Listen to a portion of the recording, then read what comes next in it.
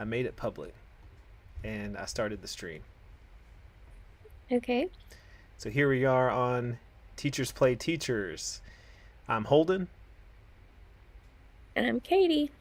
and we're about to play Worms W.M.D.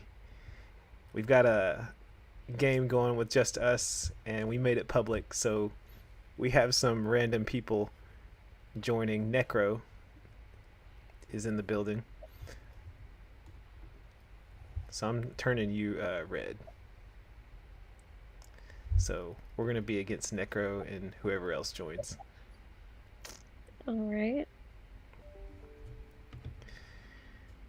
So while we wait, I do have a question for you. Okay. Okay, it looks like Necro was not happy with the arrangement. Um. Oh, let me ready myself. So yeah, good job. All right, I guess it's just gonna automatically start. Okay, so here's my question. What do you have planned for this coming week, especially with testing season coming up? So what do you have your students doing in your classroom? Well, we are actually doing our mock star test. We call it the benchmark. So, um, yeah, I mean that's gonna be a couple days. You know it's your What? turn, by the way.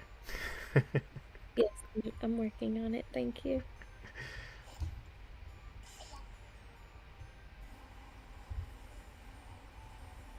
Just trying to figure out where I'm going here. All right. Yeah, what do you have going this week? Wait, you weren't finished. I mean, I said what I'm doing. Star mock-up. The mock star. So, like, what all does that entail? I guess. Uh, well, we basically practice what it would be like on the day of the star test. So that, we go in like full testing mode and the kids take one of the released tests on the Chromebooks, so they get kind of the feel for how we practice and stuff like that. And I mean, for how they get an opportunity to practice how it will be on the real day. So a few weeks ago, the counselor had us make, she's our testing coordinator this year. Um, she had us make test groups, so I did that for our grade levels. So it's basically just making sure the kids know which classroom to go to and that they have all their accommodations that they need. And Awesome. after that, Awesome. depending on what it looks like after, we will work on. We started perimeter area and volume right before our winter break this week. Okay. So, like, how many days is that gonna take this week to do the mock? And how many days does the star normally take? So the kids get 1 day for math, 1 day for reading, and 1 day for science So for fifth grade. just 3 days. But we don't have enough devices and like bandwidth for all 4 grade levels to be testing on the same day and time. So um, we have to alternate days. So like we will only be testing on 3 days, but testing will be going on our campus for much longer than that. Hmm. Yeah, I think last year for the leap, I think we tested. I mean, it normally takes us like all week, and you know, it's exhausting. And I had totally forgotten about this, but apparently we have ANET 3. I don't even know when ANET 3 is, but LEAP testing begins in April. I think we have to test the second week of April, and like the elementary school tests the first week of April. But so somewhere between now and the second week of April, we're going to be taking ANET 3. And keep in mind also that we have spring break next month. Yeah. So we only have maybe 4 or 5 weeks. So students are going to have to take ANET 3 and then take LEAP. That's a pretty brutal schedule, in my opinion. So, but we're doing the same stuff we've been doing. The literacy class is having to support all the other classes, basically, with science, social studies, math, ELA, everything. So it is basically a mix of all those things. Did So you I'm not familiar. did you name your worms, or did they just come like that? Jules, Boggy. They just came like that. Okay. This guy has a worm named Trump, by the way. I wonder if I should go Yes. take him out.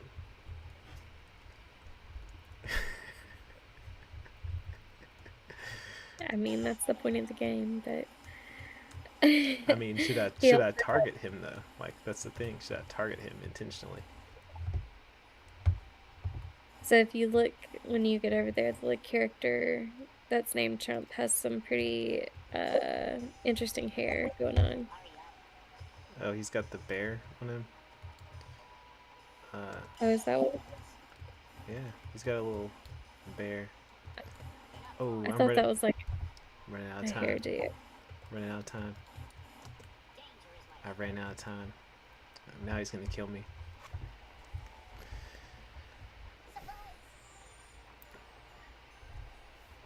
So, ANET is our benchmark testing. Are you familiar with benchmark testing? I mean, that's what I was just saying. That's what we use for our mock star. That's what we call it.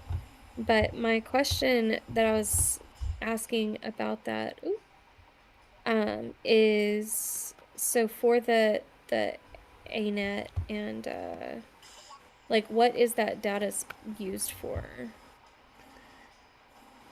So ANET is benchmark testing, which benchmark testing the ANET data compares. It shows us all the standards that students are tested on for the given assessment, and it tells us how they perform based on those standards.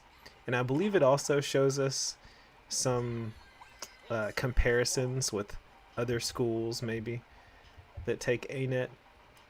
And so we use it to inform instruction because what we're told to do is we're supposed to use the ANET data uh, to plan our Friday lessons. So, like if students aren't performing well on a specific standard, Friday is a day that we dedicate to that specific or the specific standards that students are struggling with. It's kind of like, it's Win Friday, which stands for What I Need Friday. So Mm-hmm. we do whatever the students need. So that's how we use it. I'm sure, however, the coaches. Wow, wow, that's the concrete donkey. Um, I'm sure the coaches use it as progress monitoring, but it doesn't affect our school performance score or anything like that. Mostly, it's just teachers use it to see how well they're performing on standards, and those standards align with the standards that they will see on the LEAP test. Not necessarily the questions specifically resembling questions on the LEAP, but they um, the standards themselves are the same standards. Okay. Does that answer your question? Yeah, kind of. Like one thing, so we used to be required to do an interim star test, which was through the, like, I don't remember whatever website it is, but it's like the kids see the actual platform that the star test is taken on. So they can like interact with the buttons and the different features and all of that. Well, the problem with it is the data is not usable. Like, you can see what the kids scored, but you can't see what skills they need work on. So, fortunately, we're not having to give that. Because So that's always, you're saying it's like, yeah, it's a. I'm trying to think of the word. It's a demo essentially of the stock tool or the star tools and things that they will use. I don't know if I would call it a demo because it's like an actual test, like a full-length test. But the idea is that the kids get to see what it's a practice star test essentially.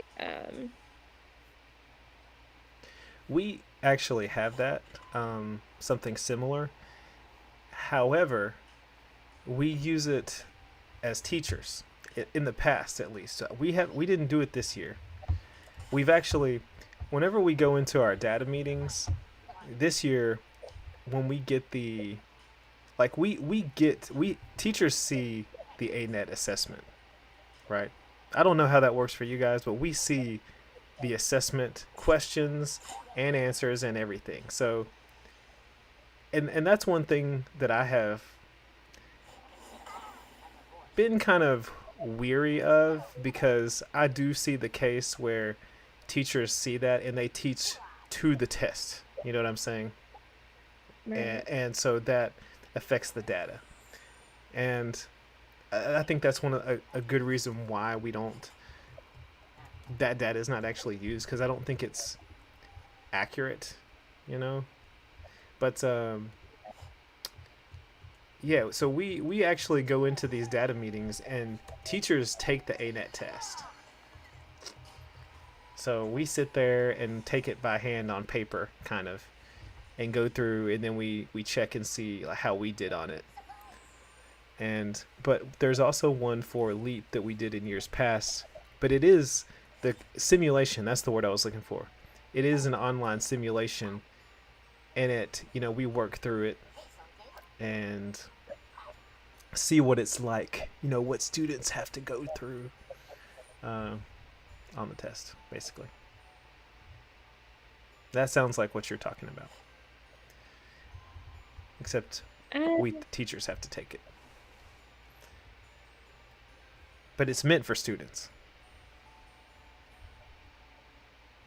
that's interesting. Anyways, so yeah,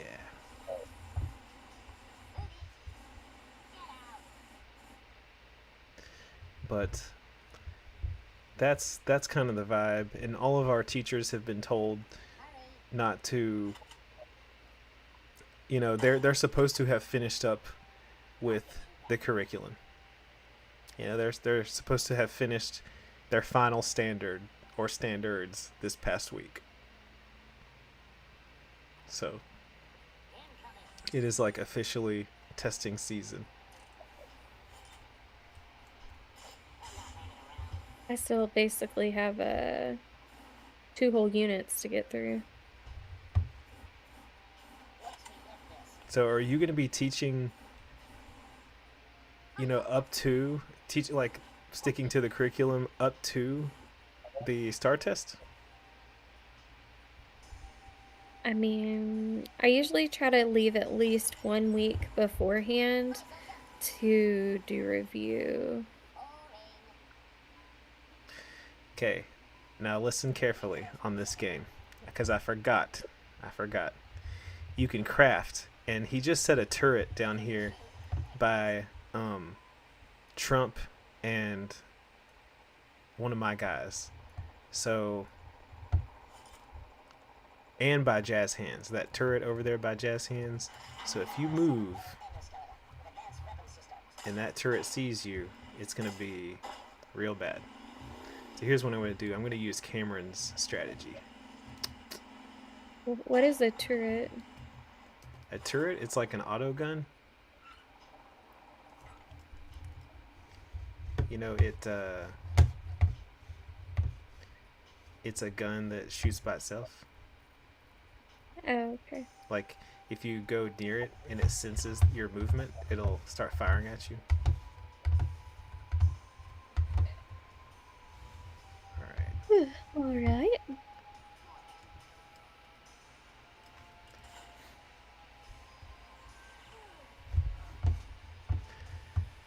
So Cameron's strategy is, and Cameron is my brother for those listening. Cameron's strategy is to basically barricade yourself in so no one can get to you and play defensively. So that's what I was talking about.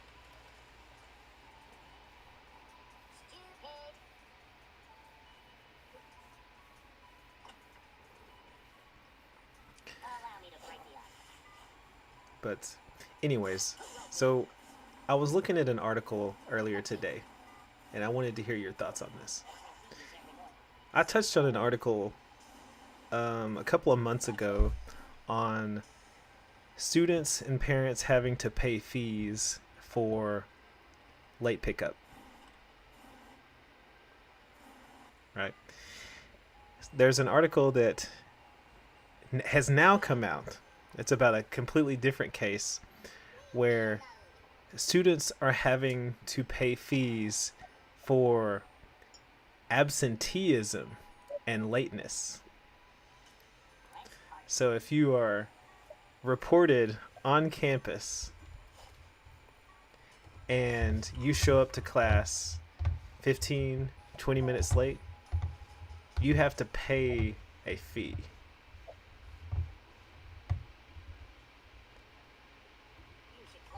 And this, in the article, it is explained that this is to help with truancy rates. And the article goes into saying as much as truancy affects student achievement. So we're trying to combat truancy rates, and we have an issue with chronic absenteeism and tardiness. So we are going to start charging students. And parents are not happy, but the school or the district also said that for the students who are of a certain socioeconomic status or cannot pay the fee, they will have to they will be given some alternative consequence. Maybe good job. Maybe after school detention or Saturday detention or something like that. Yeah. So what do you think about that? Mandating that students pay for being late. Now listen, I think the bigger issue is that schools are to the point where they have to do that. Like, why are so many people missing school? Why are so many people late to school? If you're within the, you know, the district or kind of the area that's zoned to a given school, they're, schools typically provide a bus or some kind of transportation if they are not within walking distance. So why are we why are we not coming to school for one? Like, to me, that's the issue they need to figure out before they just start charging. And hopefully they've already done that. But, um, I mean, I understand why schools would feel like that's what they need to do because I know we've talked about this before, but the way that in Texas, where I live, the schools get their funding based on attendance. So, if you only have 50% of your students show up to school in a given day, you're only going to get funded 50% for that day. Now, you're still going to require the same number of teachers to be there. The same lights are going to be on, the same electricity is going to be used, like all those factors don't change. It's just the factors of the number of kids that are there. You know what I'm saying? It's not like, like a restaurant where they'll start like calling people off. Yeah. Like, once it starts slowing down, or not calling people off, letting people off. So that's not how schools work. They don't say, "Oh, we only have half of our fifth graders here today. We only need half of our fifth grade teachers. You two can go home." Like it doesn't work like that. So I could understand why schools would feel like they need to come up with some kind of remedy. I think it depends on what kind of fees they're talking about. Because I know some places do have like a truancy situation, like with the court system. Like they'll get like a letter where they're like have to appear in front of a judge or whatever. Um, the parents would have to do that for having the students having too many absences. It's truancy court. There we go. Um, but then I also had heard recently that like the school districts, like in some places, they've done away with truancy court, and instead the school presses charges against the parents for the kids not coming to school. Presses Which I guess, charges? yeah. Wow. I'd never heard of that. Yeah, I'll have to see if I can find an article or something that we can look at. But yeah, so if they're pressing charges, I mean, essentially that's the same thing, I guess, as like making them pay a fee. But, it's just, like I said, it's crazy to me that schools are even in a position where they feel like they need to do that. Yeah. By the way, I'm waiting on someone else to join, trying to see if we can get anybody else in here.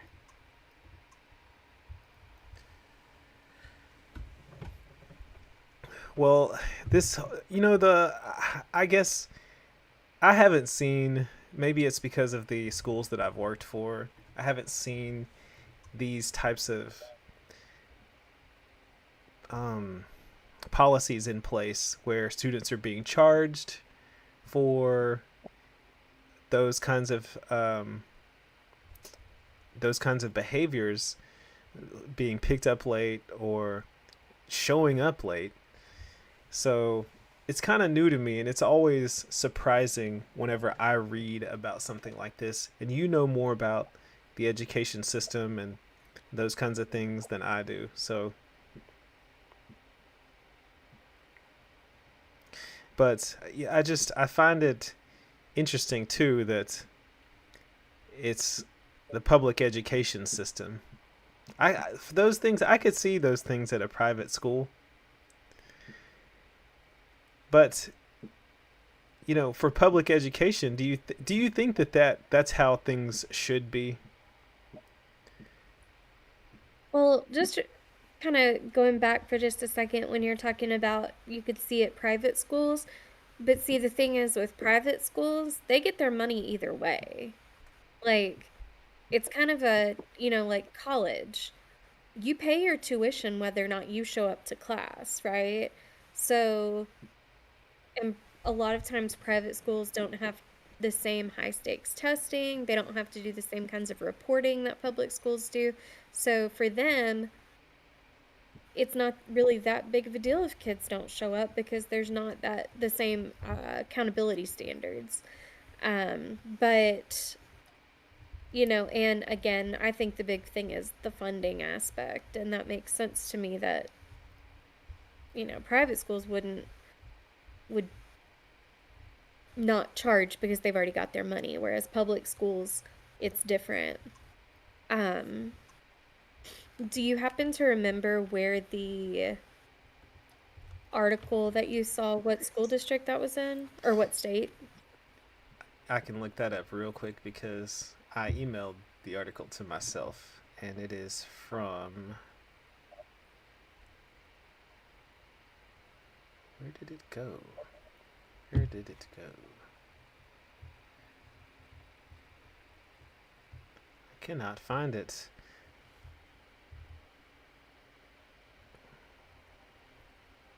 I'm not sure.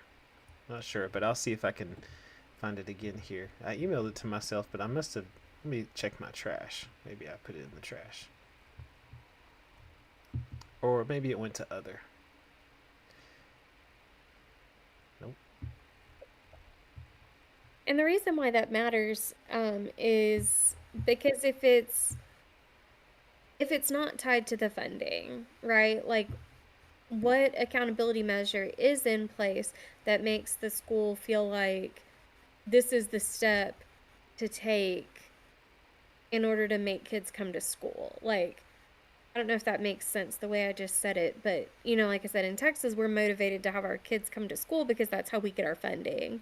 But if it's not, if attendance is not attached to funding, then what's the motivator here? Is it test scores? Is it, like, I don't know. What's such a big, like, what is it weighing on that they feel like they need to make parents and families pay fees? I got it pulled up right here. This is from Utah. Hmm. Utah. It says Granite School District officials said these are not tardy fees, but truancy fees issued when a student is caught skipping class. This is when a student, as basically how I explained it. The district said the money collected from the fees goes into the general school fund. However, if families cannot pay, the school may waive the fee and assign an alternate form of discipline. So it doesn't really tell you. It does say chronic absenteeism and truancy are leading indicators of student success and graduation rates. This initiative encourages students to attend class and learn. Basically, everything that I told you. It doesn't go into where the money is tied into. I think that it's probably a developing story, and the article is not. I'll just go ahead and start this. The article is not. You have to click ready. About. It wasn't a statement that the school came out and made. It was parents upset about the issue. So they didn't come out and say, hey, we got this new policy, Parents were just like, they're charging my kids now for being late. I mean, or maybe it's just a pretty intricate scheme by the kids to get their parents to give them extra money for like the snack line or something. Get them a little ice cream at lunch. So you think parents would give students extra money because what? That doesn't make any sense. What doesn't make sense? None of it. Are you saying that this new rule, the students made it up, or that students are being intentionally late so they can get money? Like, I thought you were talking that on the game because I was like gunning you down. Um, yeah, I'm just like, like a joke. Excuse me. Like it would be funny if the kids were just like, okay, we're gonna tell our parents if we're late to class, we have to pay. And then they're really just pocketing the money. yeah, yeah. And But like, I mean, know since about these new it. I don't know about these new age parents, but if I was consistently late to class to where I had to pay, that would be coming out of my pocket. So, uh, Were you ever late to class? Did you ever skip school? I mean, I'm sure there were times where like I probably could have made it through the day, but it was like I am not really, perfect attendance. I got it a few times, but Wait, doesn't really. are you saying that you skipped school? Like you showed up to school and you just skipped classes? Oh no, if I skipped school, I wasn't on the campus at all. I see. I see. Yeah, I never skip. I can't remember ever skipping school either. I think I would. Felt like I was gonna get caught or something. Oh yeah. You know. I don't know how you skip and get away with it. I wasn't that good at those kinds of things. Yeah, and I know I know some schools have like open campus or whatever, like the kids can go off campus for lunch or whatever else, but like we we didn't have that. So unless you were somebody who had like work release or one of those kinds of programs, um, like some kids took college classes like at the local college, so um they had like a early release situation. And it didn't necessarily mean that's when the class was. It was just that was the kind of the trade-off, if that makes sense. I see. I see. I was in all kinds of advanced classes and all that, so like it wasn't really a good idea for me to skip, we'll just say. Advanced classes. You are so smart. I know. Really? Good job. Got both It of just them right there. it just went straight down. It didn't even like fly over. You got to charge it up. Oh, I didn't know that. But yeah, I mean, I guess it's just, I'm so sorry. I'm so tired.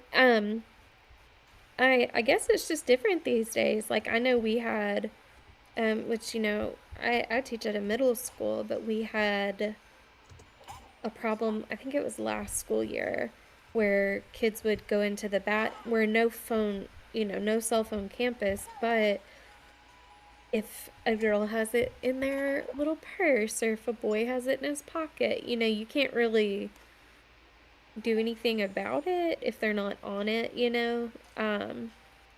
So, or even in their backpack, whatever. Anyways, so students were going into the bathrooms and like calling their parents or texting their parents, come get me. And their parents would actually do that, which is just like mind blowing to me because my parents were not like that at all. So let me ask you a question then in response to that. So you're saying that some girls they keep their phones in their purses. Yeah. What was that? I said and boys, but I And didn't realize you were. boys? They keep their phone like on their person. Right. Well, but let's just say girls keep their phones in their purses. And let's assume that that has become a major issue. What you described. Girls going to the restroom, bringing their phone in their purse and calling their parents to come pick them up. Do you think it is a good idea? Or is it even ethical or lawful for teachers to require that students hand over their phone before using the restroom, before leaving class for that? Can teachers do Yeah, that? I mean, to me, that's a campus decision. But I mean, I did it again. I did not charge it up. I could see that being like just like some teachers require students to leave a shoe in order to borrow a pencil or something like that. It's like, what's it called? Collateral. Like they're gonna get back to class. And for some, I'm sure if they have to leave their phone, it will deter them from using the restroom. Like kids who are just trying to go down to the restroom to be on their phone. Well, if you have to leave your phone in here, then there's no reason to even try to go to the restroom. So you told me about the. I think you told me something about making students. Oh my goodness! Look at this. I think you told me about making students leave their shoe if they wanted to borrow something. And last year, I did that one day because I had students coming to my classroom asking to borrow my Chromebooks or to borrow my headphones, and I said I need a shoe, and they would look at me like I was crazy, and I was like, I need a shoe so I can make sure that you bring it back. And some students would be like, and then there was one student who decided to give me their shoe and took a Chromebook, and then like 5 minutes later they came back and they were like, never mind. So I don't know if like they were being made fun of or what was going on, but yeah. Do you all of the are your does each classroom have like a Chromebook part or whatever? Yeah, yeah, I think so. But yeah, so I think it might have been headphones. So, Oh, that would make sense. cuz not all the classes have the headphones like I do. But so you think it's okay? Would you do that? Require students to hand over their phone before going to the restroom. I think it would have to be like first of all, it would need to be approved by your principal. Um, but I think like it would need to be put somewhere to where they're like because at that point when the students hand over their phone, the teacher becomes liable, right? So like it would need to be something like a set basket or like the teacher does not touch the phone at all. Um, Even when we do kind of circling back now to like state testing, our students have to turn in their cell phones. I give them a sticky note to write their name on and put on their phone, or I'll give them like a Ziploc bag to put it in. But I walk around with like a little bucket for them to put their phones in. I don't touch their phones at all. That way, there's no question about like, you know, nothing can be said because I'm like, I do not touch the phones. I know that's like kind of crazy, but just with the cost of cell phones, if, you know, if someone was angry enough and wanted to try to press charges or whatever, I don't know. Like that would be a pretty hefty amount. Yeah, yeah. All right. So Like by I'm sorry. just having to outright buy a new phone that they might have gotten free off of a trade-in, it doesn't matter, you know. Like I don't have money for that. That's not in my budget. What's also not in my budget is having to pay for my kid being late to class or missing school. The original topic we were on there. Yeah, but I moved it to a different topic. Oh, sorry. That Sorry. that's okay. I mean, is that what you want to talk about? You want to talk about Well, I don't know if you shared your thoughts on it. My thoughts were that I am not as familiar with those kinds of things, so I'm just always surprised when I hear something like that. Okay. Okay. But Well, then, I'm indifferent to that, and I just was curious as to your thoughts. And because it is public education, and the idea that you have students having to pay in some way for public education seems a little strange, I guess, because my understanding of public education is that it's a public service.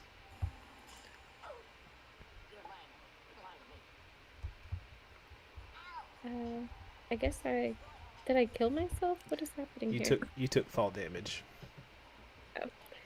Well, I don't think that they're having to pay for the public for being educated. It's like they're having to pay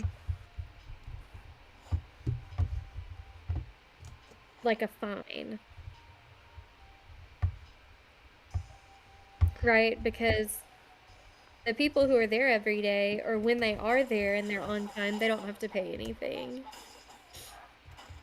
And I would imagine, which I'm not looking at the article, but like I would imagine it's not a one and done situation, right? Like it's not your first offense, you're having to pay $15 or $20. It's probably like a progression. You know, you probably get so many freebies before it becomes that issue. Um,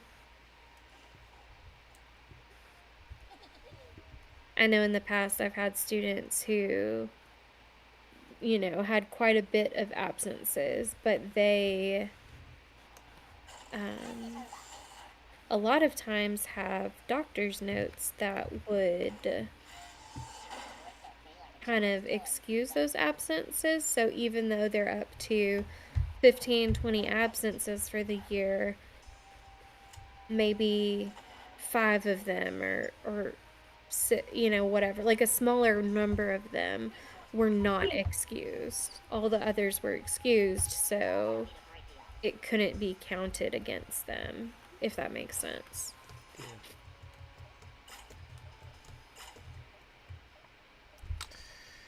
Got it, got it. Yeah, I mean that was just a quick question on that. But I don't really have too many other thoughts on it. Now, I'm not disagreeing with you because I could easily see that being the like topic of the argument that this is supposed to be a free education or, you know, that kind of thing. And that's probably why the parents or whoever else will win. But So let me ask you a question, another question. So I was absent from school the other day, and the day before, I stayed a few minutes late after school so that I could write sub plans on my whiteboard. And I made detailed sub plans. I'm talking, I wrote sub plans. And I listed the assignments for students to do. And it wasn't even something that the teacher, whoever was going to come in, would have to come in and tell them. The students, I believe, are capable and they understand. And I did my diligence to make sure that everything was clearly defined. And I even thought about some questions or some things that students might say to try to get out of it. Like, oh, well, you know, this or this, or he says this. And I put out to the side, yes, you do need to blah, blah, blah, blah. You know, like I preemptively wrote out all this stuff. Okay. yeah. So when I came in the next day, I saw that the sub had written their own plans to the side of my plans. Their own plans. Okay? And I just thought to myself, like, why? I don't understand because I put everything that students needed to do, and I set it up for them. I even went as far as I went home and I posted some additional things that I needed to do in preparation for this. And the sub Yeah. came and said, "Here are the plans." And from what I understand, actually told them that they didn't have to do any of that. So, what is your thought on that? Because I was just, I said, well, I guess I got to pivot a little bit and do something different and readjust and come up with a different time for students to do some of this and finish this. But it didn't make any sense to me.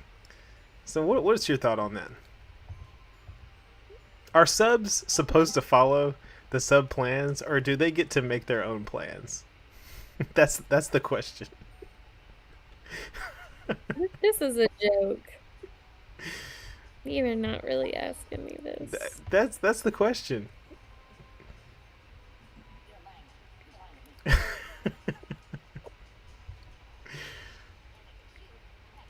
I mean, what would you I guess, say? What do you? Yeah.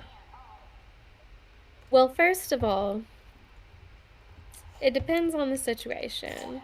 Like, if it's a sub that, uh, sometimes our paraprofessionals or teachers end up covering another class, right? So they're not really a sub, but they are covering the class. Um, you don't really have much of a choice there. But if it's like truly somebody off the street, like a substitute who's not a standard employee at your campus, I would tell whoever's in charge of that sub is not allowed in your room anymore. Like that's what I would do. But I know not all schools have that ability or opportunity. Um, that's what I would do first. Second, I think in addition to what you wrote on the board, it might be valuable, and you may already have this, but it would probably be valuable to have like typed out and labeled whatever they're supposed to be doing. So I know for me, like I have a generic sub plan that I leave out um, when I'm like I leave it on my desk. All the work is labeled, yada yada yada. So I think that like that's the first. I don't know what I'm doing in this game right now. You're I thought. doing good, is what you're doing. Oh, okay. Um. So like I make sure that everything is labeled, but I also think if you know you're going to be out, make sure that you tell your students like the instructions will be on the board and you will follow that. But I also think that like knowing kids, especially middle school aged, they're going to choose whichever one of the things they want to do. So if the sub comes in and says, "Oh, you can just draw pictures as long as you're quiet, I don't care." That's what the kids are going to do. Right? Like they're not going to do the work you left, but if there's some kind of consequence for them not doing the work that was left, maybe they would have a different approach or a different, I don't know. Yeah. It's somebody that is is a sub, a regular substitute. Yeah. So it was just weird to me. I was like, why would you disregard what I wrote on the board? I don't understand why you thought that that's what you should do. Now, not devil's advocate, but just asking for clarification here.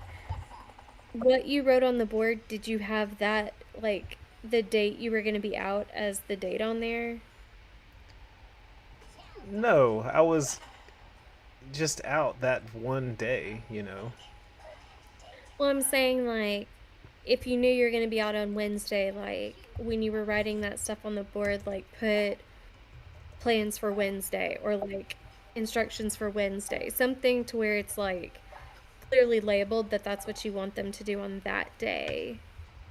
Okay, fair enough. Fair enough. Because I'm thinking, and as ridiculous as it is, right? Because the kids could have looked at the board and said, that wasn't up there yesterday. That's, they could have, but like I said, they're not going to do that. But some substitutes will legit look at that and say, well, I don't know what that means, so this is what I'm going to have you do instead. I can understand that. It, it I still, I have answers to these uh, hypotheticals that you're putting out here. I just blew myself up. Just the fact that, well, the assignment that I had for students was on Google Classroom, on a Chromebook, which what they normally do, and the assignment that they gave the substitute gave them was also an online based assignment. So, not much of a difference really. Um, yeah. Because it's essentially both of the plans, because if we get down to it, there are multiple platforms that students can use for self learning at our school, and that's what they were asked to do instead of the rigorous plans that I had given. Just get on the computer and do this. So without going into too much detail, but that's the Yeah. nature of it. So So different reasoning completely, but when we have so we have like a full-time substitute who comes in every day, if somebody's out, they are the first person to get assigned. Um, and then when they're not in a classroom, they're helping out whatever the office might need, covering duties, just an additional set of eyes on the playground or whatever. So the um, sorry, I like lost my train of thought. Oh, so that sub is allowed to um let like on our campus, that sub, the students can get on Chromebooks when that sub is in the room. For other substitutes, like just random people, the students are not allowed to get on Chromebooks. That's a campus rule because I don't think I have to go into too much detail, but middle schoolers without proper supervision on Chromebooks does not equal the best choices being yeah, made.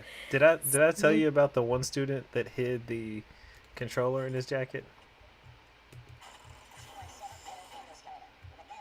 I don't remember. That's pretty clever. Yeah, I had a student that he he brought an Xbox controller to school, hid it in his jacket, and was playing Fortnite in my class. You know, And there was another day that I was absent, and when I came back, I asked one of the students. I said, "So what'd y'all do yesterday?" "Oh well, so and so and so and so and so and so were playing Fortnite." I said, "Really, and they love to tell on each other. That's the really?" funny part. So yeah, The yeah, unfortunately those are not the kind of decisions that we were seeing.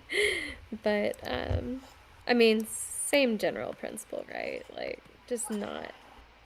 Okay, I thought I had the jetpack on. Just blew myself up. But Yeah, so anyway, so that's like our campus rule.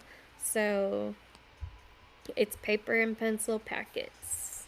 Just I Yeah. don't know I don't know about the LEAP test, but for the STAR test, they release the old tests.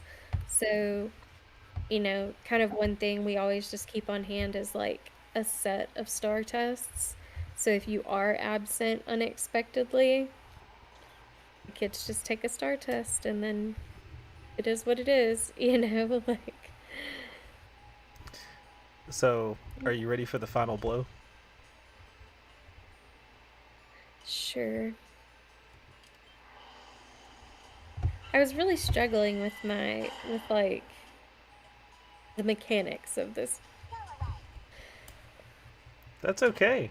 Practice makes perfect. Oh yeah. You did pretty good. Honestly, you did pretty good.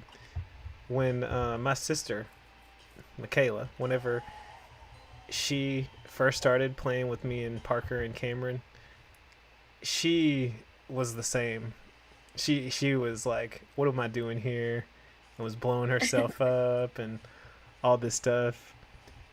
And but then it got to a point where she was a wild card because it was like she knew how to do some things, and we could never tell like, did she know what she's doing, or is she like just completely off?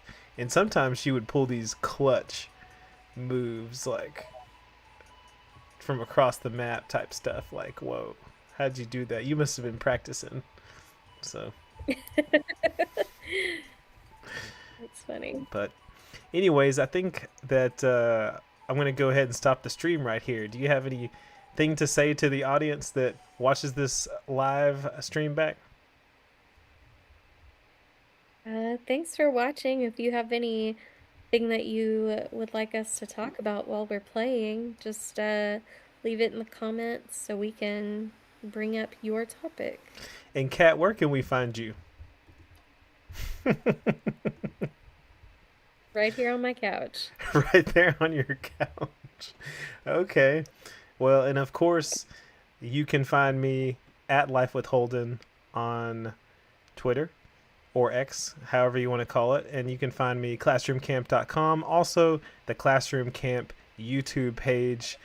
That's all for this live stream. Be sure to check back because I got lots of educational news stories for you, lots of good content coming out, and we're going to try to make our Teachers Play Teachers a regular thing, hopefully, if Kat sticks with me on this. You think you will? Yes? No?